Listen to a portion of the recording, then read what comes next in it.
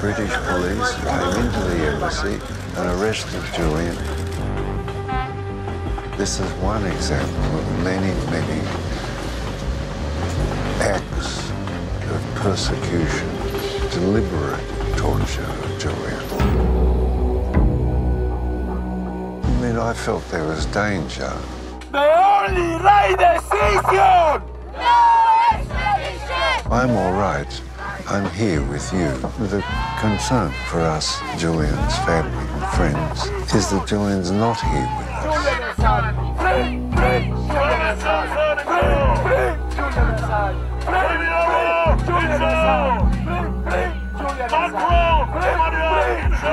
Many, many millions of people have benefited immensely from the publications of Wikileaks and Julian.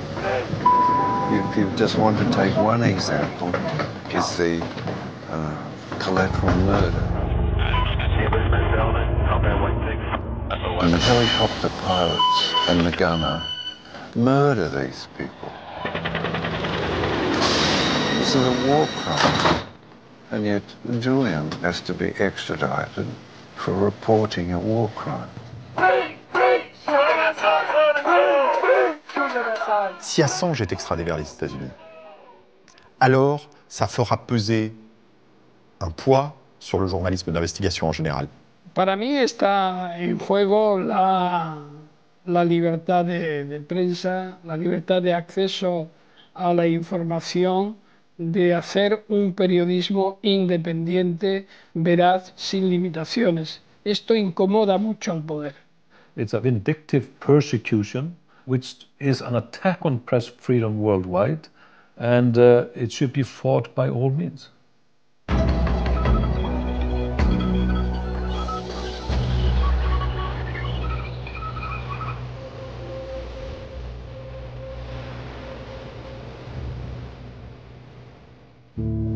The story of Wikileaks begins in the middle of the war in Iraq. A handful of hackers and a few journalists. They quickly made the US military's worst nightmare a reality by revealing a classified video to the world.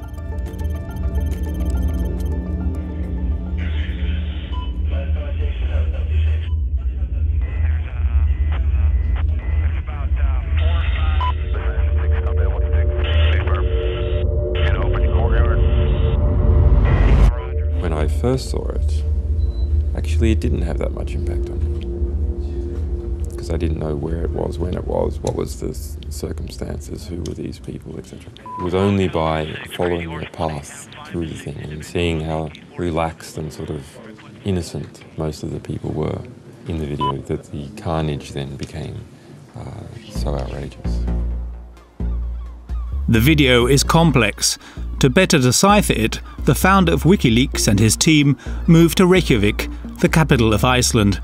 They rent a discreet house they call the bunker.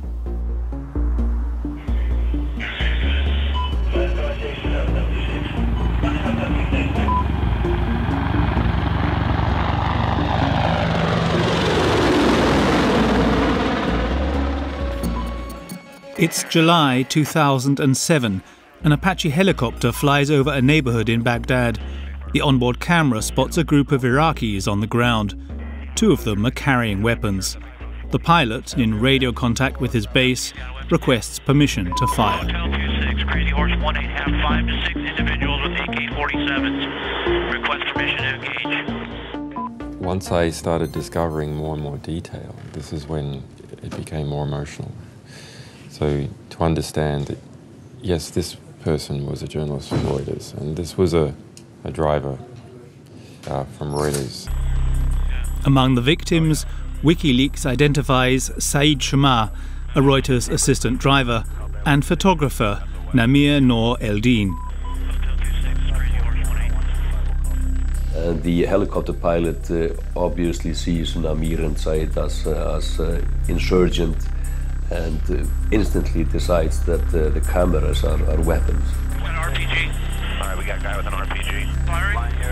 But this is a death sentence, basically, for those guys. Light them all up. Come on, fire. Hey, Roger.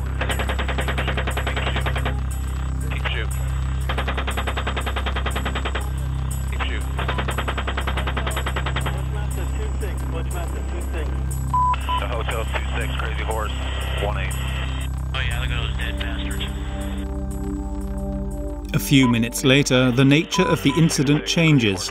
The mission becomes a war crime. A black van approaches to assist the wounded. Inside there are no combatants, just two men with two children. The pilot makes up an imminent threat and requests permission to fire again.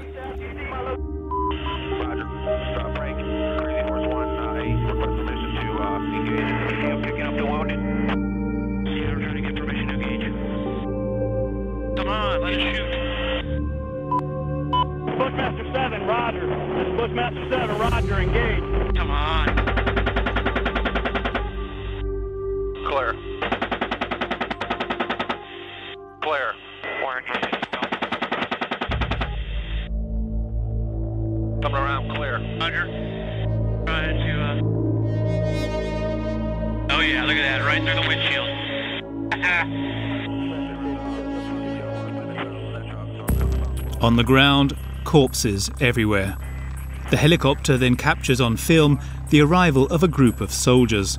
Among them, Ethan McCord. So this is me here.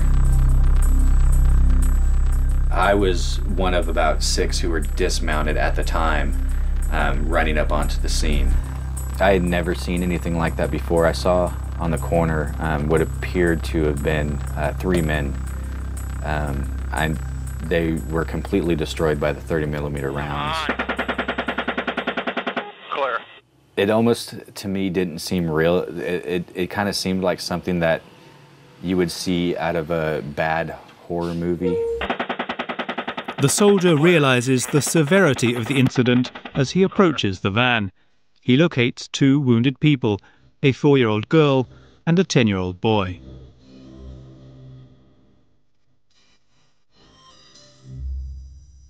I originally thought that the boy was deceased because he had a wound to the right side of his head and he wasn't moving. And when I went back out to the van, he made like a labored breath movement, and that's when I started screaming that the boy's alive, the boy's alive. And I grabbed him, started running him to the Bradley, which is now.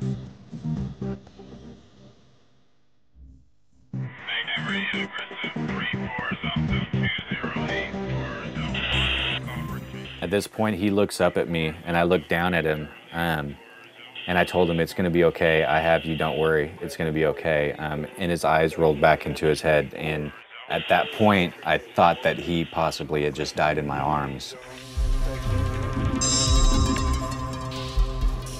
After this day, I couldn't justify what I was doing in Iraq anymore. I became very angry with the war, the death and destruction of innocent people. That's not what I joined the military for.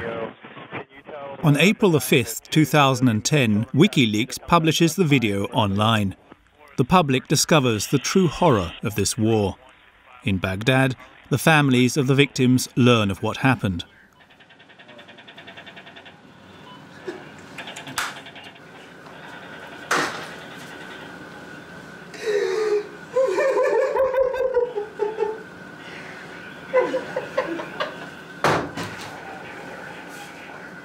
The man driving the van died, but the boy, saved by Ethan McCord, survived.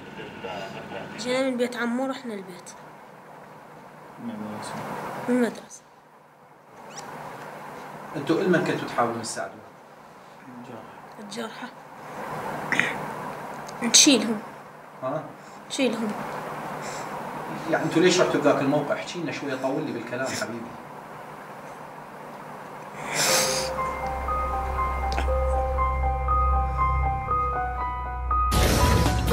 Well, good afternoon to you. I am Dylan Radigan. Some breaking news this afternoon. A shocking graphic video from Iraq apparently showing U.S. troops gunning down innocent civilians. I just got done dropping my kids off at school back in April 2010. I went home, grabbed a cup of coffee, sat down on the couch, and turned on the news. And there I was running across the screen of my own television, carrying a child. I knew immediately what it was, and it actually felt like a huge slap in the face. I had spent so much time trying to forget that incident, and then here it was being pushed in my face again. Ethan McCord was demobilized in 2010. Since then, he has been an anti-war activist.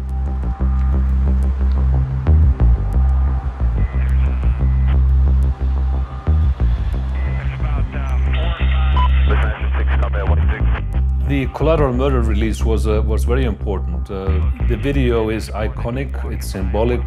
It was a stunning testimony of a war crime, there was no question about it. And people saw for their own eyes what the war entailed. Wikileaks n'est sans doute pas au-dessus de toute critique, mais Wikileaks a révolutionné l'accès à l'information. Et Wikileaks a permis la révélation de crimes de guerre perpétrés par l'armée américaine, qui sans doute n'auraient pas été révélés sans Wikileaks.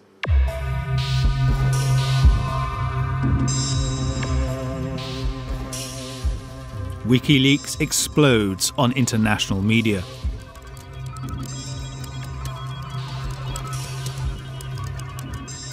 Many people are now interested in these faces. Julian Assange and one of the founders of the project. WikiLeaks is financed by contributions from private people. $200,000 for operational costs. It was built in a way that whistleblowers remain anonymous to the project itself. So whenever something was received, it was not clear where it came from. So the whistleblower should feel secure in a way that if he feels something should be out in the public, there is not an instance that is then judging about his feelings.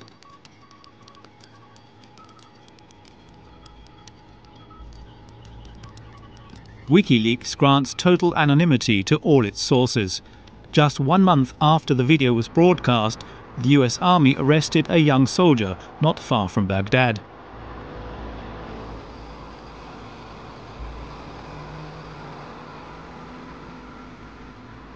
His name, Bradley Manning. He spends his days filing military documents and is suspected of having leaked the video. Bradley Manning is a young 22-year-old Army intelligence specialist, only a couple of years in the Army. He felt that there were operations going on. He felt that there had been civilian deaths and other things about war that the American people and that the world should know about.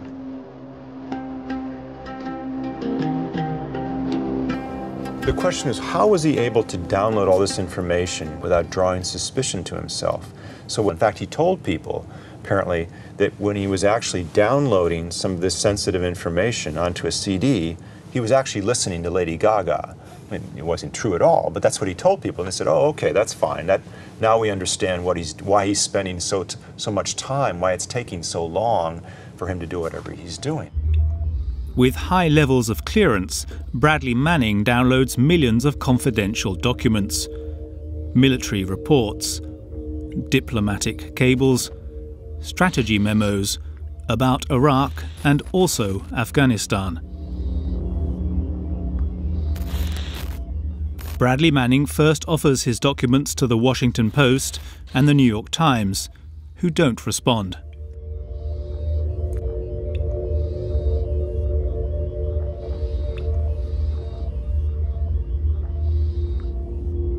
Then he contacted WikiLeaks.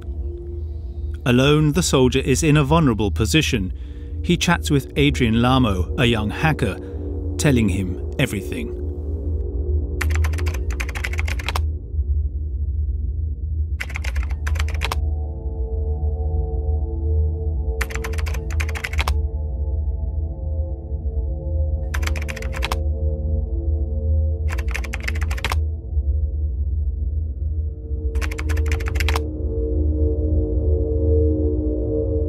Unfazed by the circumstances, Adrian Lamo reports Bradley Manning to the FBI, a move he explains during a meeting with other hackers.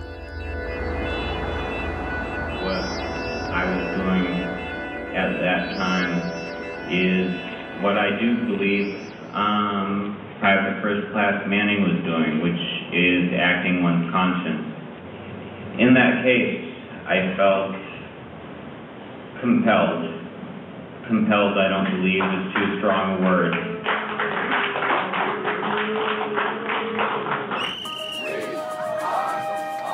Bradley Manning is supported by some activists. However, it's little compared to the firepower of conservative commentators. Hi, I'm Bill O'Reilly. Thanks for watching us tonight. There are traitors in America. That is the subject of this evening's Talking Points memo. Whoever leaked all those State Department documents to the WikiLeaks website is a traitor and should be executed or put in prison for life. Whoever in our government leaked that information is guilty of treason. And I think anything less than execution is too kind a penalty. Bradley Manning is incarcerated in a high-security military prison. During his trial, the soldier admits to leaking documents to alert the public. He is convicted of espionage and theft.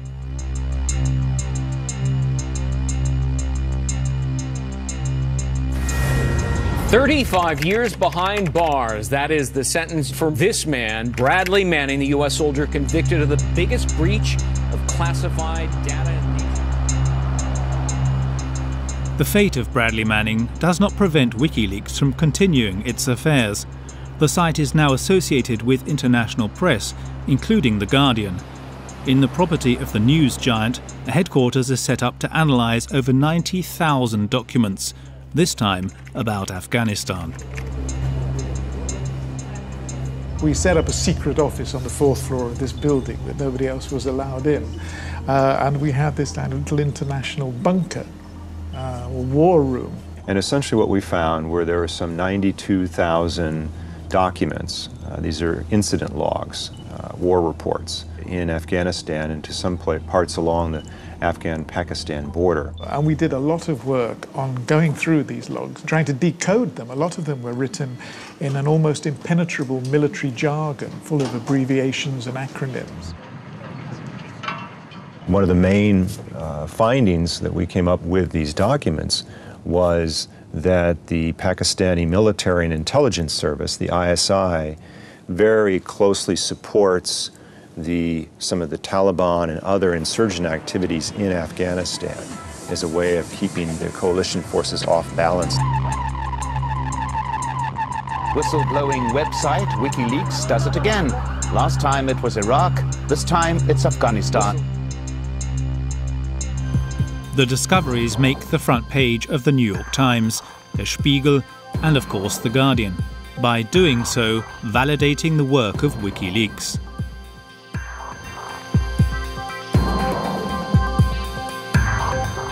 This is The Guardian from this morning, 14 pages about this topic. Also concurrently in Der Spiegel, 17 pages. The real story of this material is that it's war. It's one damn thing after another. Yeah. Washington is inevitably furious. The United States strongly condemns the illegal disclosure of classified information. In the documents published by WikiLeaks, there are some names of American Army collaborators that appear. In Afghanistan or Iraq, the military uses translators. In the eyes of the insurgents, these men are traitors. Disclosing their identity puts their lives at risk.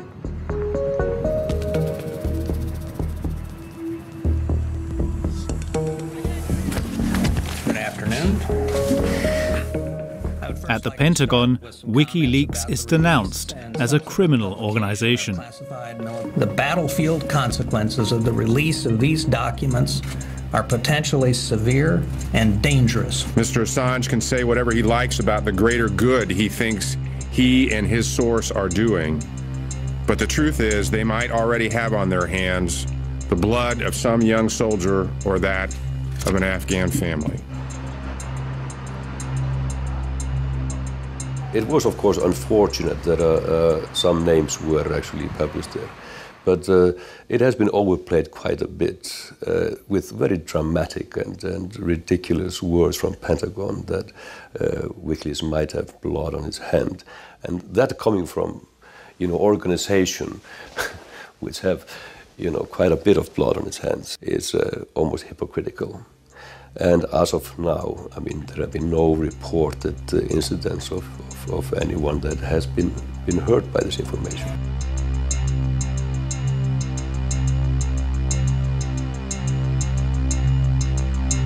What do you expect at the end of the day with all this material? Well, I hope it creates disincentives for engaging in immoral conduct in war. So disincentives for engaging in war crimes. In Iraq, in other places. It gives the victims of war in Iraq a sense of justice, a better understanding of how war goes and how war goes wrong. Possibly the most valuable thing to come out of it.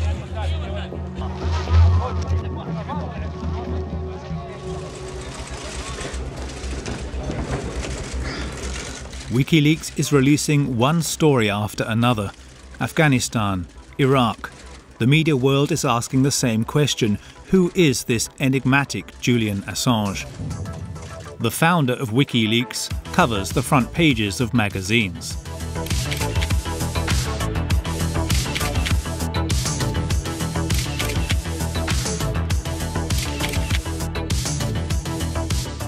Julian Assange taking the world by storm, which has proven to irritate his colleagues.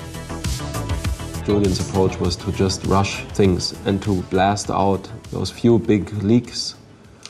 And concentrate only on those leaks. Yes, because they're what gives you most popularity, you know, and that's not the approach. I'm not into being popular. It was a right approach if you want to build a personality, if you want to become, I don't know, Time Magazine Man of the Year or something like this, but it's not the right approach in respect to the ideals of this organization. Okay. For Assange's colleague, it's a betrayal of WikiLeaks' ideals. The two men clash, through online conversation, of course.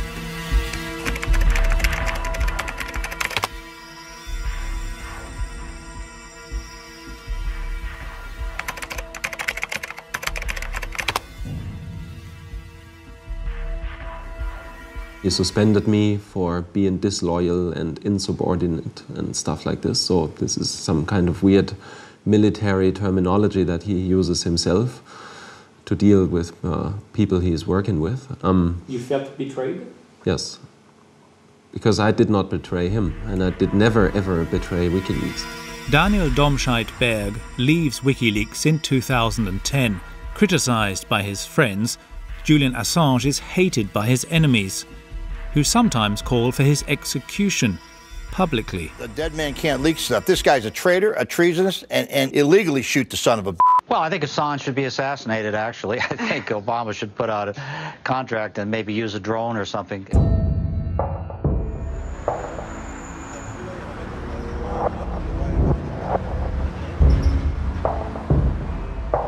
It's 120 people headed up by a general who do nothing else but target us. Defense Intelligence Agency and FBI, internally called the WikiLeaks War Room. In the United States at the moment there is an attempt to get up an espionage prosecution against me and other people. The United States intelligence community plus military is maybe 1.5 million people, so 120 is actually not so bad. Perhaps a bit overconfident of Julian Assange. Since 2010, the American authorities are in fact seeking to arrest him, and an opportunity presents itself in Sweden.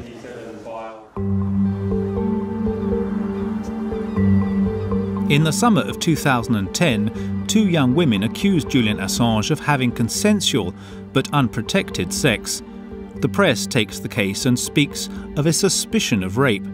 The judge opens an investigation.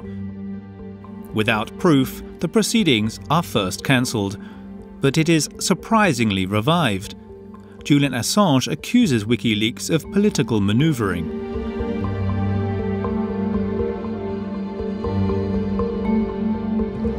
It appears to be highly irregular and some kind of legal circus. It was clearly a smear campaign, and that who is behind this, we do not know. Behind closed doors, however, Julian Assange speaks of a destabilization operation aimed at his extradition to the United States. Plus on s'intéresse au dossier, plus on regarde ce qui s'est vraiment passé, et notamment En Suède, où il a été accusé de viol, plus on prend conscience de l'ampleur de la manipulation, du fait qu'il y a vraiment une entreprise des services de renseignement visant à favoriser une extradition vers les États-Unis. Et par ailleurs, on a fait de lui un portrait maléfique qui est aussi une construction des services de renseignement.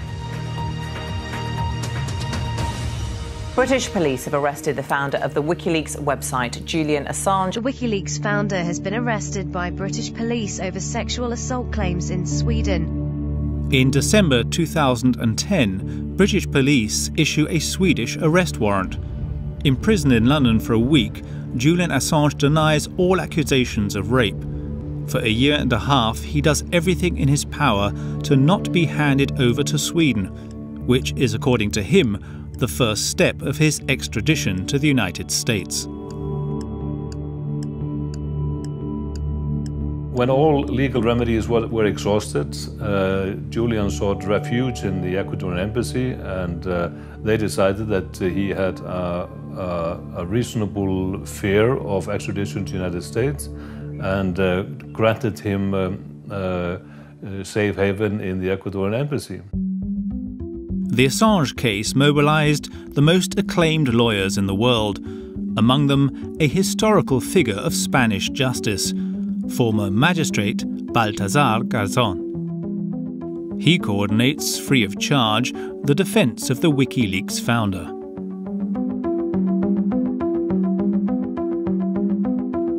¿Por qué elige la Embajada de Ecuador? ¿Por qué el gobierno ecuatoriano en ese momento, presidido por Rafael Correa, gobierno popular, claramente decantado contra las políticas expansionistas en el ámbito tanto judicial como económico de Estados Unidos, era uno de los países latinoamericanos que podían oponerse firmemente a Estados Unidos sin miedo? In June 2012, Julian Assange became the world's most protected political refugee, barricaded in this Victorian house in central London.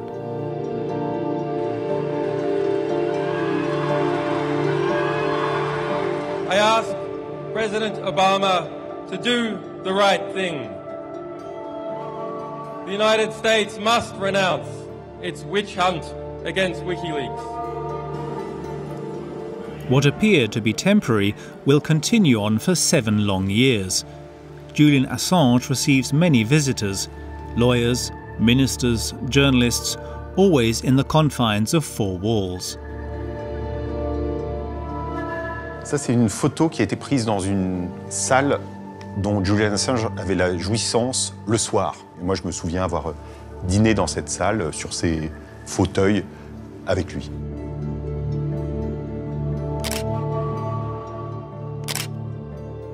Qui dit ambassade laisse à penser hôtel particulier. En réalité, l'ambassade d'Équateur à Londres, c'est quelque chose qui est très modeste. C'était étroit, c'était certes plus grand qu'une cellule de prison, mais il était en prison. Sa pièce, celle dans laquelle il vivait, est une pièce opaque. Des cartons avaient été posés sur les fenêtres. On ne voyait rien de l'extérieur. Es decir, ha pasado años sin ver el sol, sin posibilidad de salir. Eso suponía una tensión psicológica importantísima. Sa vie, c'était quand même... elle ressemblait beaucoup à celle d'un détenu sans cours de promenade.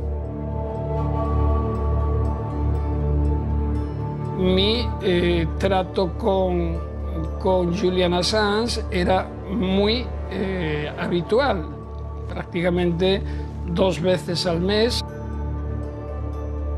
Era una verdadera obsesión la que Julian tenía con que lo estaban espiando, grabando a él, a todos, hasta el punto de que los abogados decíamos, bueno, no será tanto, ¿no?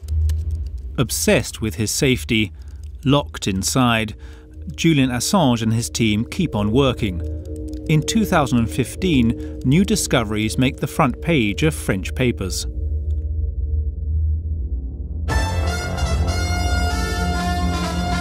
Chirac, Sarkozy et Hollande écoutés par les États-Unis. On va bien sûr revenir dès le début du journal sur les dernières révélations de Wikileaks. Pendant au moins 6 ans, entre 2006 et 2012, 3 présidents français auraient été placés sur écoute par la NSA, les services de renseignement américains. In the United States, they are militarily occupying what we had previously thought of as a civilian space. The essential ingredients of a new transnational totalitarian dystopia have been built. The engine and the wheels and the chassis have been built. And the key is in the ignition, and it's just a matter now of turning this on.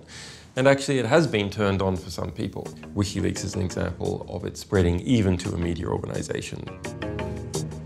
Julian Assange's obsession, the extreme power of America. The 2016 presidential campaign will give him the opportunity to play a leading role once again. Ladies and gentlemen, I am officially running for President of the United States, and we are going to make our country great again. America can't succeed unless you succeed. That is why I am running for President of the United States. Clinton versus Trump. Their campaigns promise to be brutal. Opposed to Hillary Clinton since 2010, WikiLeaks has chosen its side. An internal message sent by Julian Assange himself, leaving no doubt about his opinion.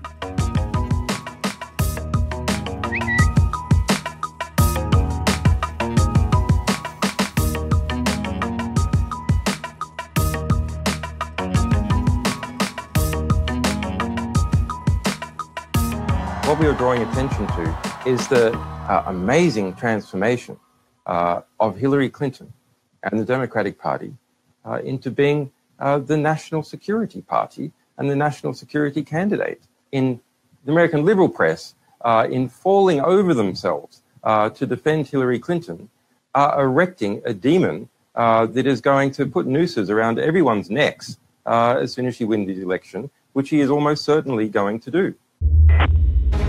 From spring 2016, tens of thousands of emails from Hillary Clinton and her collaborators were published online. But the most sensitive documents don't come from WikiLeaks. Hillary Clinton may have violated federal record-keeping rules.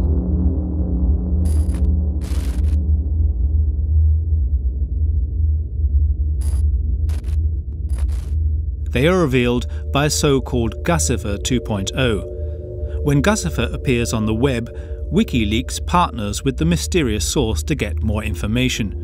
On June the 22nd, 2016, WikiLeaks sends him this private message on Twitter.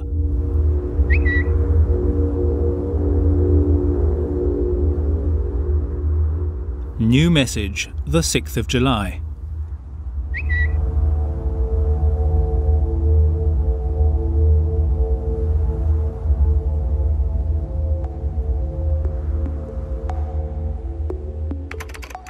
US investigators claim to have traced the trail of the hackers. Behind this fictitious character, allegedly the Russian Secret Service. Could WikiLeaks be complicit in an attempt to destabilize the situation? It is a wrongful depiction. Julian has stated that the source of the information was neither Russian nor a state entity. Where the material came from doesn't change the fact of the material. I mean, you get information and you analyze the information and you decide to publish if it's newsworthy. That is the core of journalistic practice. So saying that WikiLeaks or Julian is some friend of Russian interests or follows Russian interests is absurd. It doesn't hold up any scrutiny. There is one, however, who revels in the news about Hillary Clinton.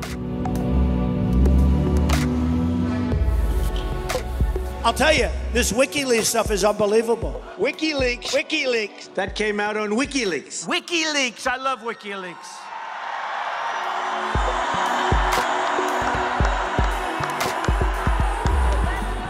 Destabilized, the Democratic candidate retorts as best she can in a debate with Donald Trump.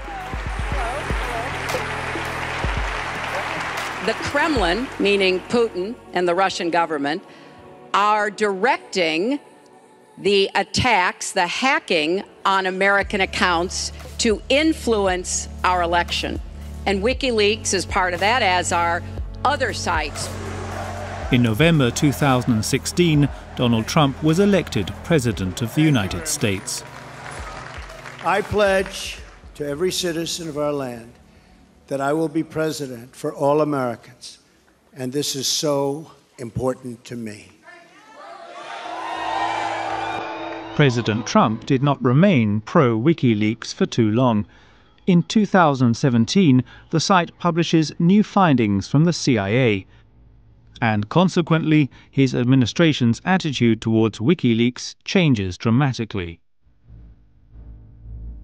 We at CIA find the celebration of entities like WikiLeaks to be both perplexing and deeply troubling. Because while we do our best to quietly collect information on those who pose very real threats to our country, individuals such as Julian Assange seek to use that information to make a name for themselves. It's time to call out WikiLeaks for what it really is: a non-state hostile intelligence service often abetted by state actors like Russia. In France, suspicions have raised that WikiLeaks might have joined forces with Russia to destabilize the French presidential elections. Je souhaite devenir votre président, le président de tout le peuple de France, un président qui protège, qui transforme et qui construit face à la menace des nationalismes. Mes chers compatriotes, The end of Emmanuel Macron's campaign at headquarters. Hands are full, preparing for the second round of the presidential election. But a rumour is out. The inboxes of certain En Marche collaborators have been hacked. It's May the 5th, 2017, 7:30 p.m.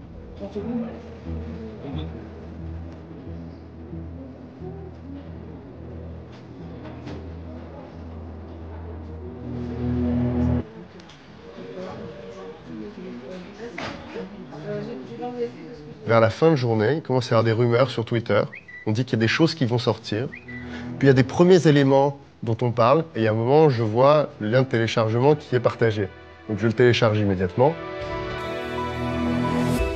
J'ouvre et je vois que ce sont véritablement les emails de plusieurs personnes de la campagne.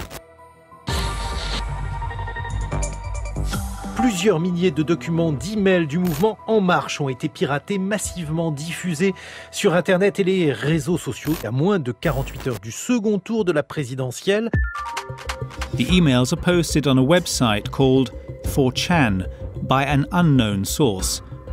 1.5 hours later, WikiLeaks publishes this tweet referring to the documents. This message makes Macron leaks the front page of the international press. March movement has been the victim of a massive and coordinated hack of emails, photos. Emmanuel Macron now surfacing everywhere online. It comes just hours before. Thousands of emails, but most with little or no information of interest, and sometimes even fake documents. Il s'agit bien évidemment d'une campagne de déstabilisation. Wikileaks est utile quand il sert à révéler des informations que l'on veut cacher et qui permettent à la démocratie de mieux exister, de mieux fonctionner. Quand on diffuse les informations et les correspondances personnelles, amicales, amoureuses d'une personne, avec un moteur de recherche disponible, on n'est plus du tout dans la mission originelle de démocratie. Cette atteinte à la vie privée de celui qui retrouve 10 ans de ses emails publiés, celle-là, elle est impardonnable. Là, Wikileaks n'était pas dans son rôle. No evidence was ever found about WikiLeaks' involvement in this operation. They did not publish anything before Election Day, and the French police found nothing on WikiLeaks, nor formally identified the hacker. But Russian hackers are heavily suspected. As of now, Julian Assange has been living locked up for 5 years.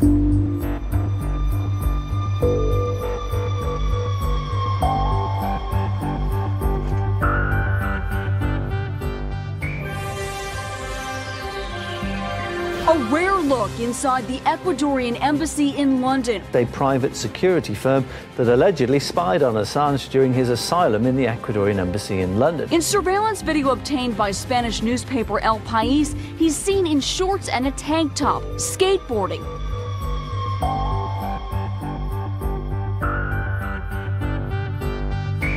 El espionaje a Assange empieza en diciembre del 2017. El jefe de esta pequeña empresa de seguridad española pide el cambio de las cámaras, que solo eran antes de vídeo, pide unas cámaras nuevas con audio, ordena que se coloquen micrófonos en los extintores de incendios de la sala principal en la que Assange recibe a sus visitas, ordena también que se coloquen micrófonos en el baño de señoras. Como Julian no se fiaba de nada, incluso algunas conversaciones con los abogados defensores se producían en el lavabo, pues bueno, incluso allí fueron a colocar un micro. Inicialmente no era un objetivo monitorizar a Julian Assange, sino proteger a Julian Assange y proteger la embajada, porque estaba siendo objeto de vigilancia externa. Hay un cambio esencial, que es cuando Rafael Correa deja de ser presidente de Ecuador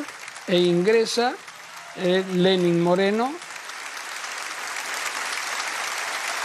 que todos creíamos que iba a ser una continuidad, y cuando obtuvo el poder se manifestó claramente que era contrario al mismo. Necesariamente tiene que ver con las presiones de Estados Unidos. ¡Presente!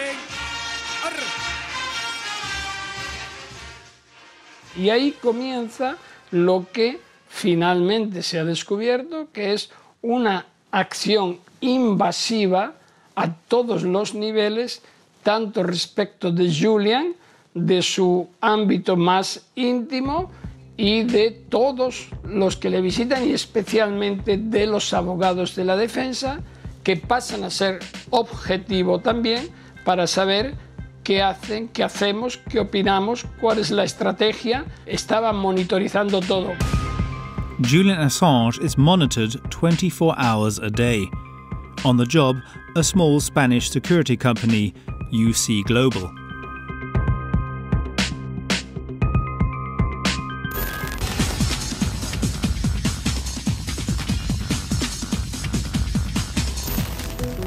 His movements, his conversations, everything is recorded, everything is noted and reported minute by minute. Here, the meeting between the client, Julian Assange, and his lawyers, including Baltasar Garzón. 11:20 a.m. The client, his wife Stella, and his attorney head to the ladies' bathroom for a meeting.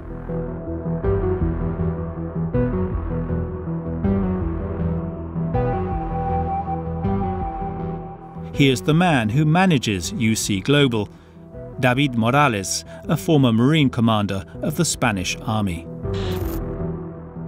David Morales es el cerebro absoluto y el propietario de esta pequeña compañía, y el objetivo, según dice Morales a sus trabajadores en decenas de emails que hemos publicado, que tenemos en nuestras manos, les dice que el objetivo es facilitar información a sus amigos americanos, les dice que él ha pasado el lado oscuro, les dice que está trabajando para servicios de inteligencia extranjeros. Podemos decir que Morales vendía a los servicios de inteligencia norteamericanos, no sabemos a cuál exactamente ni a quién exactamente, esa información. Todavía no hay evidencia periodística ni judicial, pero las sospechas son realmente muy potentes, son muy rotundas. Para mí, para nosotros, esta acción de los Estados Unidos, de los servicios de inteligencia, y está perfectamente claro, es impensable que en una situación de asilo el Estado hospitalario le entregue datos, información al agente de persecución, que es Estados Unidos. Eso es absolutamente irregular, claramente delictiva. Thanks to the information provided by intelligence services. The United States now knows details on Julian Assange's defense strategy to avoid his extradition.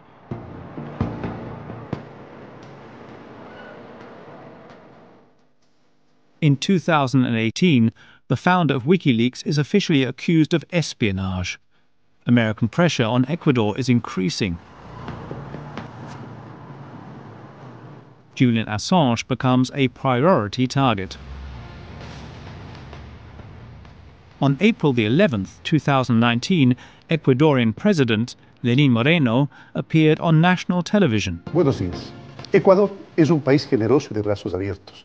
Hoy anuncio que la conducta irrespetuosa y agresiva del señor Julian Assange han llevado la situación a un punto en que el asilo del señor Assange es insostenible e inviable. Ecuador, soberanamente, da por finalizado el asilo diplomático otorgado al señor Assange en el año 2012. El gobierno de todos. The same day, the police arrest Julian Assange within the compound of the Ecuadorian Embassy. The United States immediately calls for his extradition.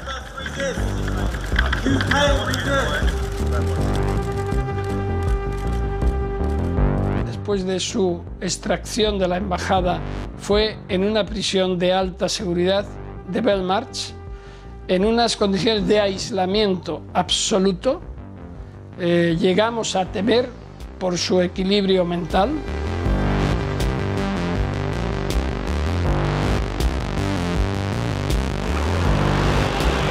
Yo lo he visto en la prisión de Belmarsh en unas situaciones muy malas, terribles, con una desorientación de una persona que está encerrada en soledad 23 horas y solo se le permitía 1 hora para salir a un patio solo y sin posibilidad de comunicación alguna. Se pretextaba que por su propia seguridad. In February 2020, the British judicial system got involved for the first time in Julian Assange's extradition request. His supporters gathered, and his father was of course present. Good morning. Did you have a chance to speak to Julian last night? No, we didn't have a chance, but I'll come out and say something. We just register to get in first, and then I'll come out. Okay. Is that cool with you? That's fine. Thank you. That's cool. Good morning, everybody. Good morning.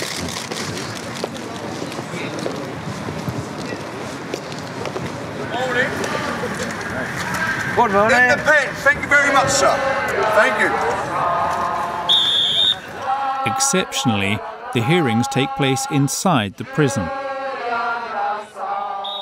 Ce qui était très impressionnant dans cette salle d'audience, c'était le fait que lui était tout au bout de la salle d'audience, derrière une vitre, traité comme un terroriste extrêmement dangereux et très loin finalement du cœur des débats, comme si même lui ne pouvait pas vraiment participer. On voyait un homme face à une mécanique judiciaire qui évidemment le dépasse beaucoup. Bueno, ese ambiente era tenso, expectante, de apoyo absolutamente a Julian Assange y esperar a verlo y ver cómo estaba, y la verdad es que su entereza es impresionante.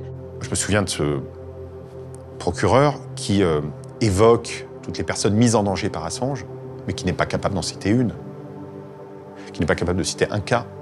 Et donc, il y a contre Assange une inflation des charges qui finit par être sans commune mesure ou sans rapport avec la réalité. Among Julian Assange's unwavering supporters is Bradley Manning, now Chelsea Manning. Good afternoon, everyone. So 2 months ago, the federal government... The former soldier spent a total of 7 years behind bars. Released, incarcerated, then released again, the justice system hopes to force her to testify. Facing jail again, potentially today, doesn't change my stance. The prosecutors are deliberately placing me in an impossible position. Go to jail, or, in the alternative, forgoing my principles, the strong positions that I have, that I hold dear. So it doesn't matter what it is or what the case is, I'm just not going to comply or cooperate. I think that's it. All right. Thank you, everybody. These statements will get Chelsea Manning once again several months in jail. Her determination does not pacify the Assange case. If extradited to the United States, the founder of WikiLeaks risks 175 years in prison. 175 years for publishing information of public interest.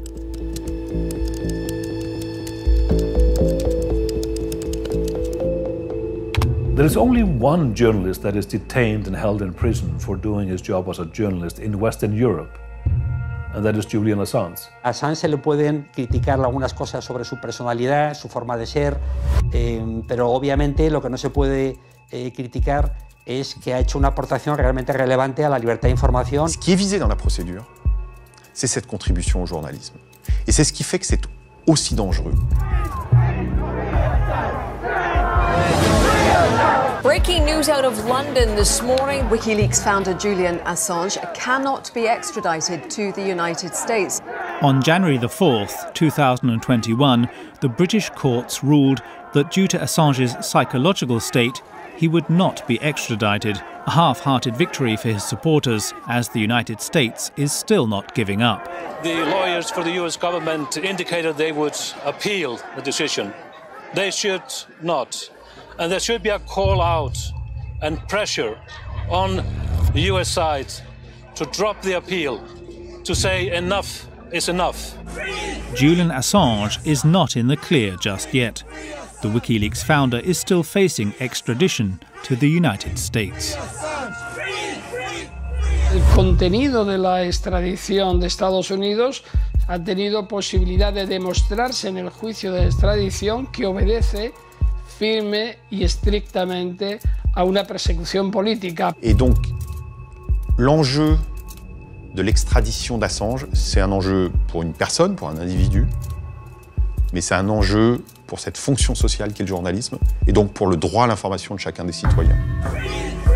Free Assange! Free Assange!